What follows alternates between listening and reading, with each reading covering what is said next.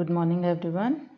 Today our topic is chapter 3, pair of linear equation in two variables. We have already discussed some things related to linear equation in our previous classes. In the last class we have discussed about the lines, two lines which are intersecting, which can be parallel and which can be coincident.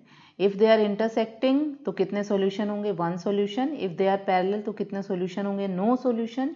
And if they are coincident तो कितने solution होंगे? infinite solutions. ये हम already discuss कर चुके हैं. अब जो ये solution आए हैं हमारे पास one, no and infinite, इनके basis पे हम lines के बारे में क्या बोल सकते हैं? तो हमारे पास होती है consistent lines, consistent pair of lines. Consistent pair of lines कब होंगी? When pair of lines has solution और solutions, यानी कि solution और solutions यानी कि one और more solution. अगर हमारे पास वन और मोर सॉल्यूशन है तो पेयर ऑफ लाइंस क्या होंगी? कंसिस्टेंट होगी. अगर हमारे पास सॉल्यूशन नहीं है तो वो क्या होंगी? अगर हमारे पास सॉल्यूशन नहीं है तो वो क्या होंगी? Inconsistent pair of lines. तो यहाँ पे हम क्या लिखेंगे? When pair of lines has no solution. तो जो हमने ऊपर टेबल बनाई थी अगर हम देखें तो यहाँ पे मेरे पास क्या है? वन सॉल्यूशन है, नो सॉल्यूशन है, इनफाइनाइट सॉल्यूशन है. तो जो वन सॉल्यूशन और इनफाइनाइट सॉल्यूशन बना वो कौन सा केस बना? कंसिस्टेंट. और जो नो सॉल्यूशन का केस बना वो कौन सा केस बना? Inconsistent. Inconsistent means we don't have any solution. Consistent means we have the solution, चाहे वो वन सॉल्यूशन हो चाहे वो इनफाइनाइट सॉल्यूशन हो. तो हमारे पास दो केसेस हो जाते हैं. इन केस क्वेश्चन में पूछा जाए कि tell whether the given equation is consistent और इनकंसिस्टेंट, तो चाहे उसका एक सॉल्यूशन हो चाहे इनफाइनाइट सॉल्यूशन हो तो वो क्या बनेगा? कंसिस्टेंट. और अगर कोई सॉल्यूशन नहीं है तो वो क्या बनेगा? Inconsistent solution. तो हम कल डिस्कस कर रहे थे ग्राफ के बारे में, लाइंस के बारे में. तो अब हम स्टार्ट करते हैं exercise 3.1. So the first question of exercise 3.1 is Aftab tales his daughter, कोई भी पर्सन है Aftab, he tells his daughter that 7 years ago मतलब पहले, मतलब 7 years पहले, I was 7 times as old as you were. तो वो जो डॉटर है उससे 7 times ज़्यादा ओल्ड थे. ऑल्सो 3 years फ्रॉम नाउ, अब से 3 years पहले, I shall be 3 times as old as you will be. तो 3 years पहले कितना होगा? 3 times होगा. Represent this situation graphically and algebraically. Graphically मतलब ग्राफ पे ड्रॉ करना है, एल्जेब्रिकली मतलब इक्वेशन लिखना.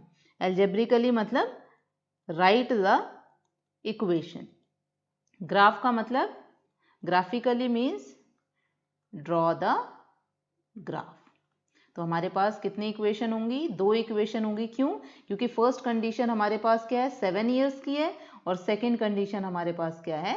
3 years वाली है. तो पहले तो लेट करते हैं, हमारे पास कुछ भी नहीं है तो हम लेट कर लेते हैं. लेट प्रेजेंट एज या करंट एज, जो भी आप बोलना चाहो, present age of Aftab equals to x years and present age of daughter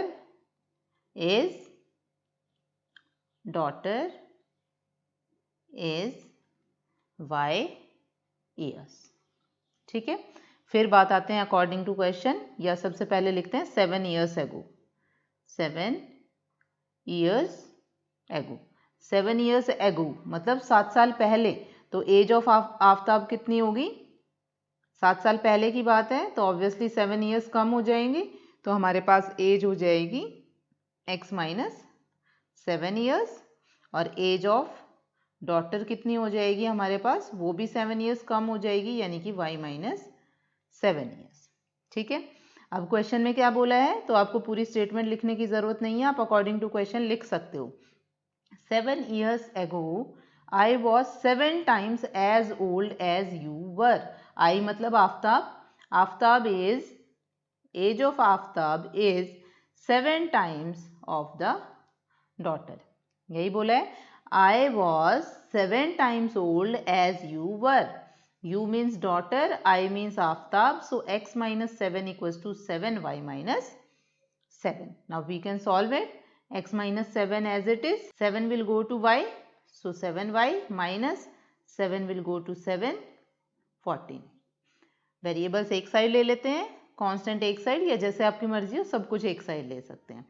so it will become x minus 7y minus 7 plus 49 equals to 0 और x minus 7y plus 42 equals to 0। तो ये हमारी कौन सी इक्वेशन आ गई, फर्स्ट इक्वेशन आ गई first condition के according.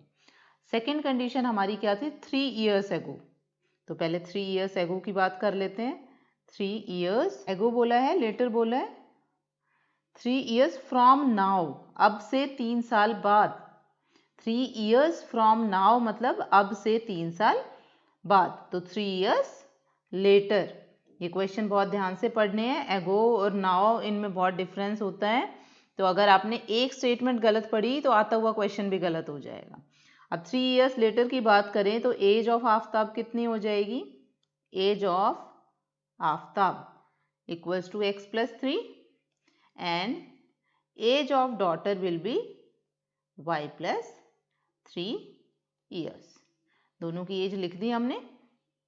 फिर according to question क्या बनता है हमारे पास, I will be, I means Aftab will be 3 times age of the daughter. तो ये हो गया हमारे पास एज ऑफ द डॉटर, ये आफ्ताब, ये डॉटर और ये 3 times।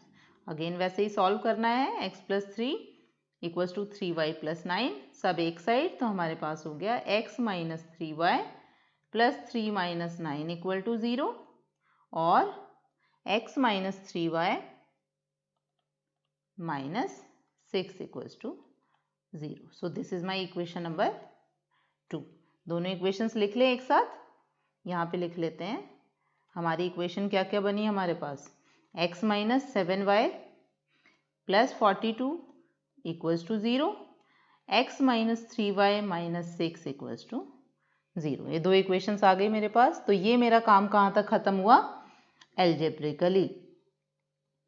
एल्जेब्रिकली का मतलब आपको इक्वेशन लिखनी है। तो first part of the question is complete. अब आता है सेकंड पार्ट हमारे पास, क्या, ग्राफिकली।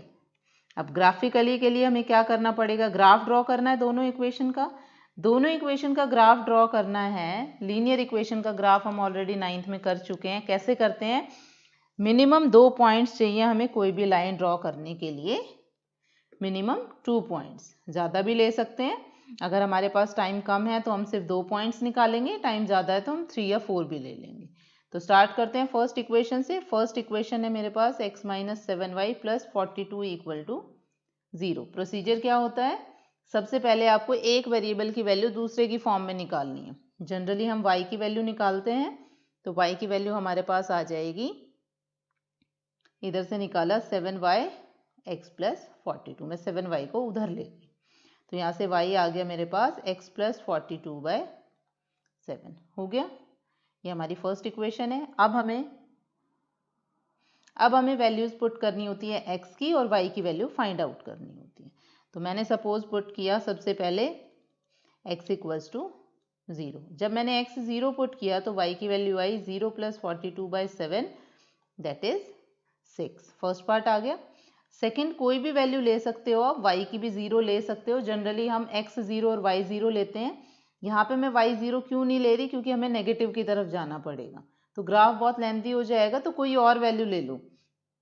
जैसे मेरे को दिख रहा है, अगर मैं x की वैल्यू 7 लेती हूँ तो y क्या बना, 7 प्लस 42/7 यानी कि 49/7 यानी कि 7। क्लियर इंटीजर नंबर आ जाए, इसलिए मैंने x की वैल्यू 7 ली, और कोई रीज़न नहीं है। आप 1 2 3 भी ले सकते हो, बट फिर वो फ्रैक्शन में आएगा, ड्रॉ करने में हमें थोड़ी सी प्रॉब्लम होगी, इसलिए मैंने क्या लिया है, सिंपल x की वैल्यू 7 ली। फिर उसके बाद एक टेबल बनाते हैं, this is x, this is y।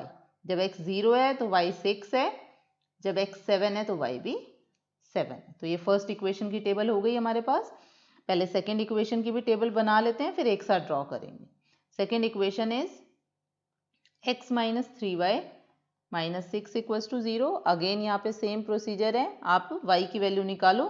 तो y की वैल्यू आई मेरे पास 3y equals to x minus 6 और y equals to x minus 6 by 3। तो फर्स्ट केस मैंने क्या लिया, जब मेरे पास क्या है x 0 है। जब x 0 है तो मेरे पास बना 0 minus 6 by 3 that is minus 2। Second case मैं ले लेती हूँ व्हेन y इक्वल टू 0। अगर y 0 है तो यहाँ से मेरे पास आया x माइनस 6 बाय 3, तो यहाँ से बना x इक्वल्स टू 6। तो टेबल बनाएं, टेबल बनाने पे x और y की वैल्यू हमारे पास आ जाती हैं x y। When x is 6 y is 0, when y is 0 x is minus 2। तो हमारे पास वैल्यूज आ गई। अब हमारे पास दोनों टेबल आ गई, तो हमें क्या करना है, ग्राफ ड्रॉ करना है। Now we will draw the graph. Now we will start with the graph. हमारे पास फर्स्ट इक्वेशन में क्या था, when x equals to 0 y equals to 6, when x equals to 7 y equals to 7, ये दोनों points थे। सेकेंड इक्वेशन में x equals to 0 y equals to minus 2 and x equals to 6 y equal to 0। अब इसको represent करेंगे। मैंने बड़े block का ग्राफ लिया है ताकि आप लोगों को विजिबिलिटी में क्लियर हो। बाकी हमारे पास ग्राफ छोटा होता है तो आपको उसी के अकॉर्डिंगली प्रोसीड करना है, आपको ग्राफ में मेजरमेंट उसी के हिसाब से लेनी है। मैंने बड़े ब्लॉक लिए हैं इसलिए मैं यहाँ पे हाफ ब्लॉक को 1 रिप्रेजेंट कर रही हूँ। आपका जो ग्राफ पेपर होता है उसमें आपको 1 को रिप्रेजेंट करना है कंप्लीट। तो मैं यहाँ पे लेती हूँ y axis, suppose this is my y axis. Vertical line क्या होती है, y एक्सिस ड्रॉ कर लेते हैं। आपको स्केल से ड्रॉ करना है, अगर लाइन स्ट्रेट नहीं होगी तो ग्राफ में मार्क्स नहीं मिलेंगे। नेमिंग स्टार्ट करते हैं, सपोज दिस इज 7, हमें 6 तक जाना है y में कहाँ तक जाना है, 7 तक जाना है, सॉरी। तो y में 7 तक जाना है, इसलिए मैंने क्या लिया, 7 पॉइंट मार्क कर लिया। 6 5 4 3 2 1 एंड दैट इज 0। ठीक है, 0 है तो obviously this will be x axis, तो यहाँ पे हमारा आ जाएगा x एक्सिस। आपको x एक्सिस भी लिखना है, y एक्सिस भी लिखना है। अगर आप नहीं लिखोगे तो इसके भी मार्क्स कटेंगे। क्लियर यहाँ तक। उसके बाद y में हमें नेगेटिव में कहाँ तक जाना है, -2 तक। तो this is my -1, this is -2। तो यहाँ मैं लिख देती हूँ y एक्सिस। हम ऑलरेडी ऊपर लिख चुके हैं तो नीचे लिखने की ज़रूरत नहीं है। x में हमें कहाँ तक जाना है, पॉजिटिव में हमें x में जाना है 6 तक और पॉजिटिव में 7 तक है, तो 7 तक चलते हैं। This is 1 2 3 4 5 6 and 7। तो हमने 7 तक ड्रॉ कर लिया। उसके अलावा x 0 पॉइंट है, तो हमें इतने ही पॉइंट्स की ज़रूरत है, तो हम यहीं तक प्रोसीड करते हैं, इससे आगे नहीं प्रोसीड करते हैं। अब ड्रॉ करते हैं सबसे पहले first point. Which point, x 0 y 6। when x is 0, so this is 0, y is 6, to move towards y की तरफ हम मूव कर रहे हैं ऊपर की तरफ, तो हमारे पास 6 कहाँ तक पहुंचा, यहाँ पे पहुंचा। तो this is my point. Which point, 0 and 6। ठीक है। Second point is x is 7 y is 7। here is x is 7, so हम 7 ड्रॉ करें। x is 7, y 7 कहाँ तक पहुंचा, यहाँ तक। सो दिस पॉइंट इज, ये भी ड्रॉ कर लेते हैं। ये पॉइंट हमारे पास कौन सा आया, 7 and 7। x is 7 y is 7। Clear. Now we have to join the points. आपको जो पॉइंट ज्वाइन करने हैं वो स्केल से ज्वाइन करने हैं ताकि स्ट्रेट लाइन आए। अगर आपने हैंड से ज्वाइन किया और लाइन स्ट्रेट नहीं आई तो ग्राफ में कोई मार्क्स नहीं मिलेंगे। दोनों साइड आपको लाइन को एक्सटेंड करना है, आगे की तरफ भी और पीछे की तरफ भी।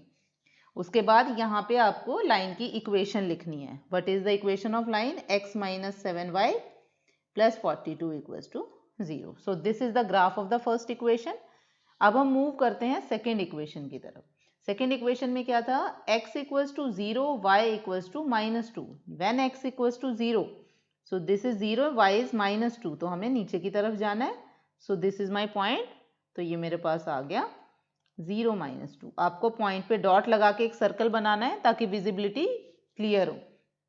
Second point is when x is 6, y is 0, y is 0 and x is 6. तो यहाँ पे जाएंगे हम कहाँ तक, 6 तक. तो हमारा पॉइंट आ गया ये वाला. तो ये हमारा कौन सा पॉइंट बना, 6,0. अगेन द सेकेंड स्टेप, हमें क्या करना है, लाइन ड्रॉ करनी है, वो भी स्केल की हेल्प से.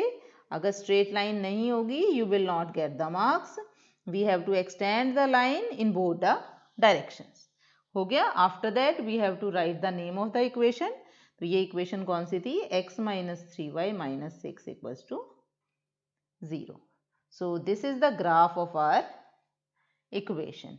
If you will draw the graph neat and clean, you will get full marks. You will get full marks. तो ये आपको ध्यान रखना है, ग्राफ नीट एंड क्लीन होना चाहिए. Pencil should be sharp enough कि आप पॉइंट मार्क कर सको. सो this is the first question of the NCERT.